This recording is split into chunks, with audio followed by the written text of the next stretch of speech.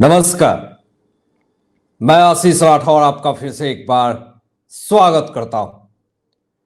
नरेंद्र मोदी जी के फैसले से चंद्रचूड़ कहीं ना कहीं उनकी जो पिलर है वो पूरी तरीके से हिल चुकी है।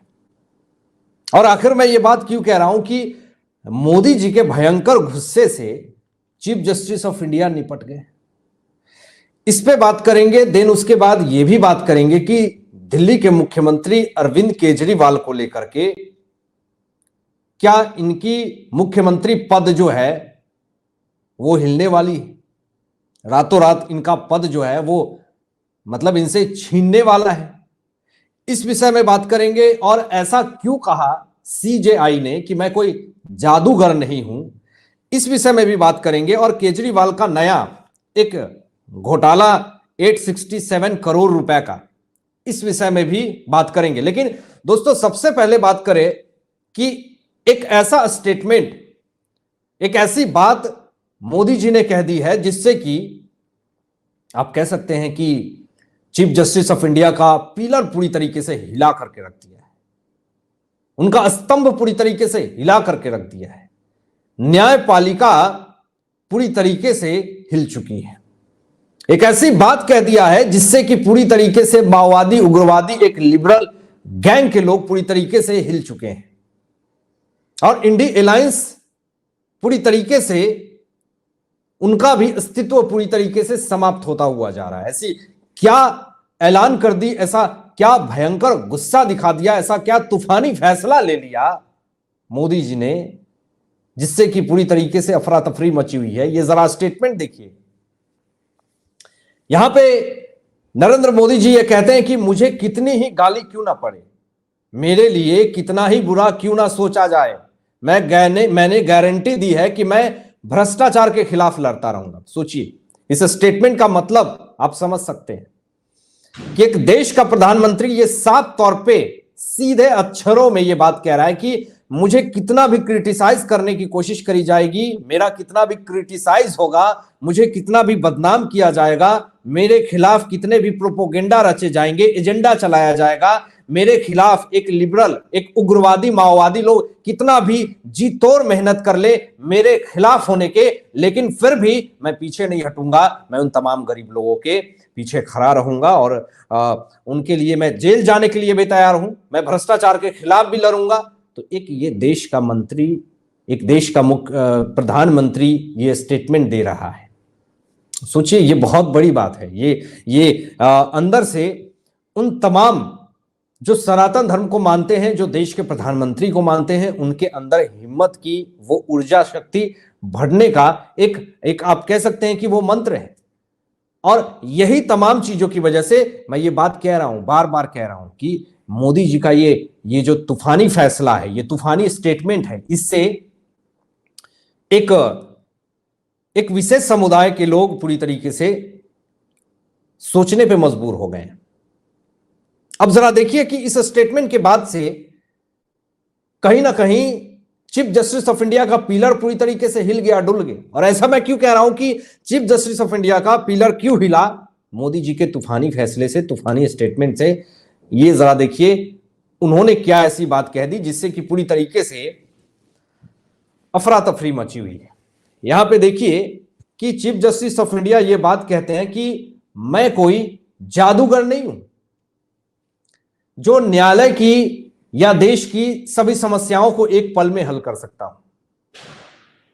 तो आप समझिए कि एक न्यायपालिका अगर ये स्टेटमेंट दे रही है, चीफ जस्टिस ऑफ इंडिया ये बात कह रहा है कि मैं कोई जादूगर नहीं हूं, मुझे कोई जादूगर आप मत समझो कि मैं देश की समस्या, न्यायालय की समस्या जो है वो चुटकियां बजाऊंगा और वो खत्म हो जाएगा। मतलब जरा सोचिए कि न्यायपालिका अगर ये स्टेटमेंट देती है, अगर न्यायपालिका ये बात कहती है कि मेरे ऊपर, इनडायरेक्ट वे में आप ये कह सकते हैं कि मेरे ऊपर इतना भरोसा मत करो कि मैं चुटकी बजाऊंगा और प्रॉब्लम सॉल्व हो जाएगा। मतलब कहने का मतलब यही है, स्टेटमेंट कहने का मकसद तो सिर्फ यही है। और अगर एक न्यायपालिका, एक चीफ जस्टिस ऑफ इंडिया अगर ये बात कहता है तो बड़ा सोचनीय है, बहुत ही तकलीफदेह है। और ये बात सही भी है कि एक इंसान कंप्यूटर तो है नहीं, कि चुटकी बजाएगा और प्रॉब्लम सॉल्व हो जाए। 140 करोड़ से ज्यादा की जनसंख्या इस भारत देश की, और जितनी संख्याएं हैं समस्याएं भी उतनी बड़ी हैं। तो आप समझिए कि उतनी समस्याएं हैं, तो उन तमाम लोगों की समस्याओं को एक इंसान तो नहीं खत्म कर सकता, ये बात लाजमी है। लेकिन इसको ये पब्लिकली देश और दुनिया के सामने प्रस्तुत कर देना और ये कह देना कि मैं कोई जादूगर नहीं हूं जो कि न्यायालय और देश की समस्या चुटकियों में खत्म कर दूंगा, तो ये बात कहीं ना कहीं जरा सोचनीय है। अभी यही नहीं, अभी आपको आगे भी दिखाते हैं कि अब ऐसे ऐसे सवाल खड़े हो रहे हैं। अब देखिएगा तमाम चीजों को जो मैं दिखाऊंगा आपको, विद प्रूफ दिखाऊंगा कि ये जो स्टेटमेंट, तो मोदी जी का जो भयंकर, आप कह सकते हैं तूफानी फैसला से ऐसा स्टेटमेंट तो दे दिया चीफ जस्टिस ऑफ इंडिया ने, लेकिन अब वही चीज क्या चीफ जस्टिस ऑफ इंडिया को नहीं दिखता कि शराब घोटाले मामले में, या फिर आप कह सकते हैं कि यमुना की सफाई में जो सीवर का घोटाला हुआ उसमें, या फिर शिक्षा घोटाला को लेकर के हो, या फिर शीश महल में लेकर के कितना आपने देखा कि उसमें करोड़ों रुपए के वियतनाम से मार्बल लगा करके लगा दिए, 52 करोड़ रुपए से ज्यादा के उन्होंने खर्च कर दिए। तो ये तमाम चीजों पे नजरें नहीं गई क्या एक न्यायालय की, न्यायपालिका की? पूरा देश देख रहा है। तो इसीलिए ये बात कही जा रही है कि हो सकता है कि पूरी तरीके से बगावत हो जाए आम आदमी पार्टी में और रातों रात मुख्यमंत्री पद छीना जाए अरविंद केजरीवाल का, और उसी रातों रात इनको तिहाड़ जेल भी शिफ्ट किया जाए। चर्चाएं ये चल रही हैं, खबरें ये चल रही हैं। और जरा देखिए यहां पर ये जो खबर है, यहां पर आम आदमी पार्टी की निर्लजता भी आप जरा देखिए कि वो क्या कहते हैं। वो कहते हैं कि कैप्टन साहब, बादल साहब और सोमपाल साहब ने कभी आपको मुड़कर भी नहीं देखा, ये कभी आपके सुख दुख में काम नहीं आएंगे, लेकिन आपका बेटा भगवंत मान आपके साथ खड़ा रहेगा। अभी ये 850 करोड़ का पैकेज देकर जा रहे हैं, आप इनके साथ मजबूत करोगे तो होशियारपुर के गांव गांव में तरक्की की धारा बहेगी। ये पहला, सबसे पहले तो इस एक चीज को आप समझने की कोशिश करें कि अपने आप को सही दिखाने के लिए दूसरों को गलत बताना, यह सबसे बड़ा अपराध है, भ्रष्टाचार है। मतलब खुद को सही साबित करने के लिए सामने वाले को झूठा, चोर, उचक्का, मक्कार बताना, यह भी कहीं ना कहीं अपने आप में एक पाप और भ्रष्टाचार की श्रेणी में आता है। और अरविंद केजरीवाल वही कर रहे हैं। मतलब जो पास्ट में सरकार थी उसके खिलाफ जहर उगल करके वर्तमान में जनता के दिलों में विष घोल करके ये अभी सत्ता में आने की कोशिश कर रहे हैं। पहली गलती तो यहां इन्होंने करी।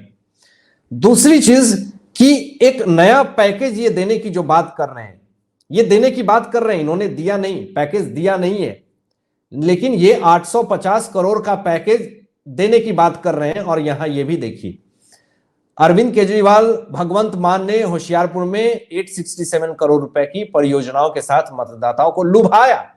मतलब आप समझिए, लुभाया, लुभाने, अर्थ आप साफ देख सकते हैं। यहां पे मैं फिर से आपको शो कर रहा हूं स्क्रीन पे, देखिए यहां पे लास्ट में क्या लिखा है कि लुभाया, मतलब कि 867 करोड़ रुपए की परियोजना के साथ जो वोटर्स हैं, जो मतदाता हैं, उनको लुभाने की कोशिश अरविंद केजरीवाल ने और भगवंत मान ने पूरी तरीके से ये किया। लेकिन आपको मैं बता दूं कि ये जो फिर से एक नया घोटाला करने की श्रेणी में ये आगे बढ़ गए।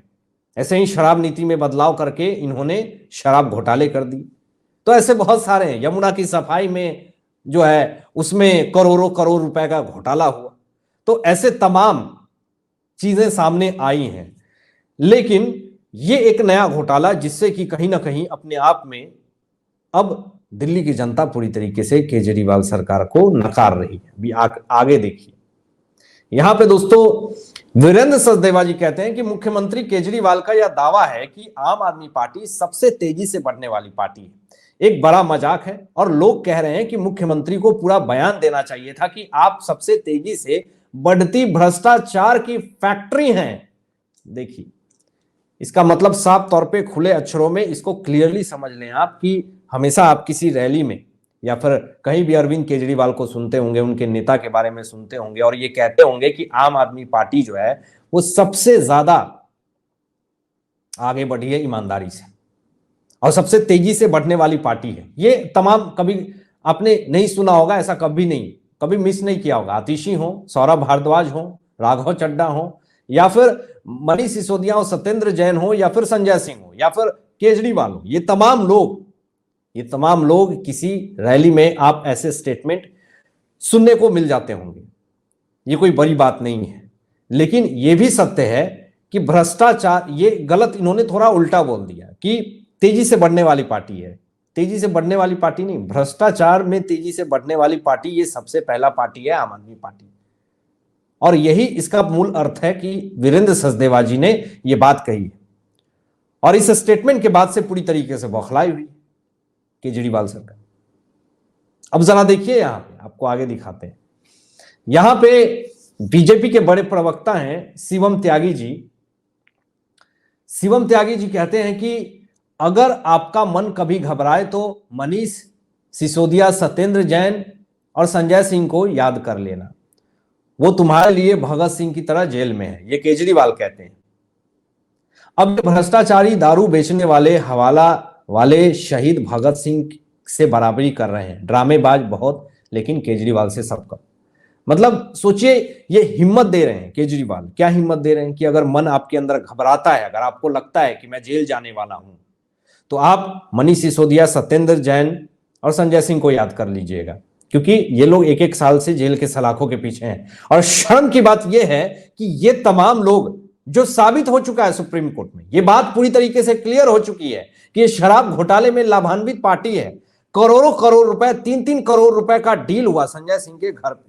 अब सोचिए कि 3-3 करोड़ रुपए का डील हुआ और उस सिचुएशन में ये खुद को क्या कहते हैं कि भगत सिंह को ये कहते हैं, कट्टर ईमानदार पार्टी कहते हैं। इससे ये साबित होता है कि इन्होंने भगत सिंह का भी नाम पूरी तरीके से खराब कर दिया। केजरीवाल के आपको 7 वचन आपको दिखाएंगे और वो 7 वचन ऐसे हैं जिसको बहुत ही गौर से देखिएगा, बहुत ही ध्यान से सुनिएगा, क्योंकि वो 7 वचन ऐसे हैं जो कि पूरी तरीके से इन्होंने जो वादा किया उस वादे पे ये पूरी तरीके से साबित नहीं हुए और वो वादे से वो मुकर गए। इसमें देखिए, आपको दिखाते हैं पहला वचन। 7 वचन है, जिसमें पहला वचन इन्होंने क्या कहा था कि हम आंदोलन के सिपाही हैं, राजनीति में नहीं जाएंगे। लेकिन ये आंदोलन के न सिपाही हैं और ये राजनीति में भी आया। ये ऐसा इंसान, झूठा इंसान। दूसरा, आगे कहते हैं कि अन्ना हजारे जो है, अन्ना हमारे गुरु हैं। तो पहला चीज कि अन्ना को कभी इन्होंने गुरु माना ही नहीं। अगर गुरु होते तो ये इनके साथ होते, वो जो कहेंगे हम वही मानेंगे। लेकिन वो हमेशा ईमानदारी से रहे, लेकिन इन्होंने कभी ईमानदारी को अपना समझा ही नहीं, तो ये भी झूठ है। तीसरा कि सोनिया, लालू, कपिल सिब्बल, शरद पवार भ्रष्ट है। लेकिन इन तमाम लोगों को भ्रष्ट कहने का काम किया केजरीवाल ने, लेकिन कभी भी आप सोचिए कि वही सोनिया, लालू, कपिल सिब्बल, शरद पवार को एक वक्त ये भ्रष्ट कहते थे, आज उन्हीं के साथ गले मिलकर के उनके गोद में बैठे हुए पाए जाते हैं। चौथा, हम सत्ता में आए तो सबसे पहले जन लोकपाल बिल पास करेंगे, लेकिन जन लोकपाल बिल का जब भी नहीं आया। पांचवा जो है, हम आम आदमी पार्टी हैं और ये कहते हैं कि गाड़ी, बंगला और सुरक्षा नहीं लेंगे, लेकिन इन्होंने हर चीज लिया, गाड़ी भी ली, बंगला भी लिया, शीश महल बनाया और सुरक्षा भी ली इन्होंने। आगे लिखते हैं लास्ट में कि कांग्रेस ने देश लूटा है, हम कांग्रेस के साथ कभी नहीं जाएंगे। लेकिन दोस्तों, जो ये बात कहते हैं कि कांग्रेस ने देश को लूटा, हम कांग्रेस के साथ नहीं जाएंगे, आज कांग्रेस के साथ हाथ मिला करके, इंडी अलायंस बना करके, मंच पे बैठ करके इन तमाम लोगों ने एक एजेंडा चलाना शुरू कर दिया है। तो ओवरऑल कहने का मतलब यही है कि केजरीवाल जो कहते हैं वो कभी कर नहीं पाते हैं, तो कैसे भरोसा किया जाए कि आने वाले समय में जो ये वादा कर रहे हैं वो पूरा कर पाएंगे। अब आप क्या सोचते हैं इन तमाम मुद्दों पे? अपनी विचार जो व्यक्त कीजिएगा और ऐसे ही लेटेस्ट अपडेट पाने के लिए इस चैनल को सब्सक्राइब करके बेल आइकन प्रेस कर लीजिएगा और अपने दोस्तों में शेयर जरूर कीजिएगा। Thanks for watching my video. जय हिंद, सत्यमेव जयते।